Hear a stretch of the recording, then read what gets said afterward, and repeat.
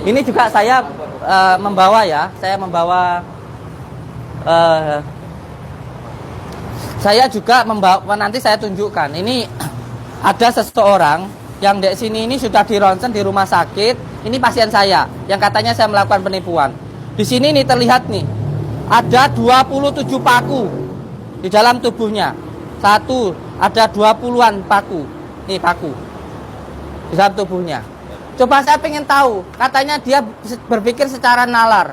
Bisa nggak ketika namanya dokter Sutomo enggak salah. Beliau menyatakan dari rumah sakit Iska ini kalau di dalam tubuhnya ada benda padat, ada pakunya. Coba saya pengen tahu pesulap merah nanti. Bisa nggak menunjukkan secara mendetil bagaimana caranya paku bisa masuk ke dalam tubuh orang. Ini ada paku di kepalanya, ada paku di perutnya, ada paku di kakinya.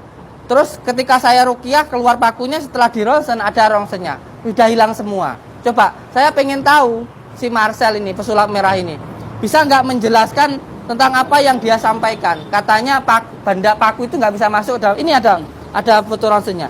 Di sini dijelas ini ya, pakunya ini. Kelihatan nggak sayang pakunya? Kelihatan.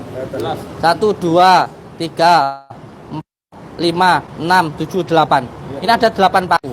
Dan di sini di keterangan dokter menyatakan nih.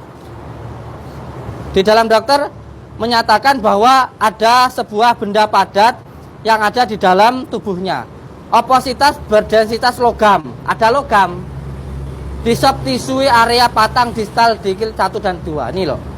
Dokter aja menyatakan ada logam di dalam tubuhnya.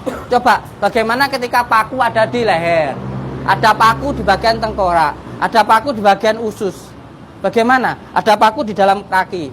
Bagaimana si Marcel, pesulap merah, bisa menjelaskan apa yang ada di dalam foto ronsen ini? Foto ronsen ini sudah sangat jelas sekali ada paku-paku di dalam tubuhnya. Saya pengen beliau menjelaskan secara nalarnya. Nalarnya yang pinter, Pak? Ya, nalarnya yang kepinteran itu. Tidak semua hal yang goib itu bisa difikirkan dengan akal nalar. Karena yang goib itu hubungannya dengan keimanan. Keimanan itu dengan kepercayaan, keyakinan kita. Apa iya sama suruh membuktikan nanti surga neraka? Sama suruh membuktikan nanti akhirat itu bagaimana? Kalaupun diberitahu itu orang pilihan. Tapi itu juga bukan untuk dibuktikan, tapi untuk diyakini gitu loh. Kalau semua hal, saya takutnya begini sayang. Kalau semua hal dipikirkan secara logika, orang nanti nggak beragama sayang. Kalau semua hal harus, makanya saya melawan. Saya siap untuk dipenjara, saya siap untuk dibully. Biarkan saya dibully seorang saya Indonesia, nggak apa-apa. Tapi jangan sampai semua orang nanti berpikir secara logika. Karena agama itu untuk diyakini. Takut saya kalau semuanya berpikir secara logika, orang nggak beragama sayang. Ini yang harus dipikirkan. Jadi Tuhannya harus nampak deh nanti. Nah, ini bisa tambah parah lagi kan kalau begini. Dia percaya kalau Tuhannya nampak. Nah itu parah repot. Ini Tuhannya nggak kelihatan. Jadi harus bisa dirasakan dengan hati. Coba tunjukkan di mana Tuhanmu, Dendi. Itu apa gendeng kamu? Kamu berasal dari mana? Coba kasih tahu saya. Itu gimana? Lah ini loh terpaksa saya itu harus memberitahu, terpaksa saya itu harus frontal. Karena apa? Kalau semuanya di logika, nanti lama-lama orang tidak akan beragama. Kalau hanya semuanya berlogika. Ya memang saya pertama suka bangga lah dengan Marcel awalnya. Membongkar-bongkar perdukunan. Karena sama. Saya juga melawan perdukunan. Saya juga melawan dukun-dukun pengganda uang, dukun santet, dukun cabul. Tapi lama-lama kok berlawanan. Yang karena hanya sekedar popularitas. Ini tadi saya baru dapat telepon dari seseorang mengatakan bahwa sebenarnya Marcel itu datang juga bukan untuk pembuktian. Datang itu ya hanya ingin supaya viral aja. Dan ternyata memang ya viral. Tujuannya ingin memfitnah aja. Tujuannya satu. Beliau itu ingin viral. Ingin viral, ingin terkenal. Makanya benar toh setelah menyerang saya, beliau minta bantuan dukungan Kang Dedi. Kemarin sudah kelihatan panik minta dukungan siapa Pak Polisi. Sudah kelihatan panik beliau ini. Jadi beliau itu memang mencari dukungan dengan logikanya dia gitu loh. Tapi kan nggak semuanya bisa dilogikakan kan gitu.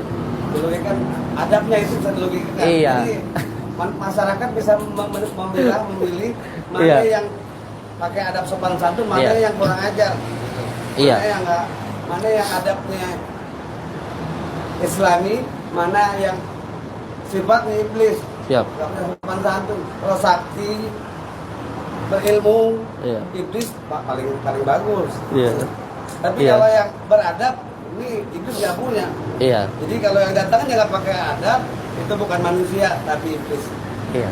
Sebenarnya kan nggak ada manusia yang sakti itu kan nggak ada. Karena semua manusia itu sama, hanya hamba. Ya, orang yang sakti itu ya yang sabar gitu loh, sabar dihina, sabar dicaci gitu. Terus suruh membuktikan kesaktian loh. Yang sakti itu siapa? Yang bilang dirinya sakti loh siapa? Wong saya selalu bilang kalau saya itu ya orang biasa, dimarahin istri aja saya takut kok bilang sakti. Iya. Yang bilang sakti itu loh siapa?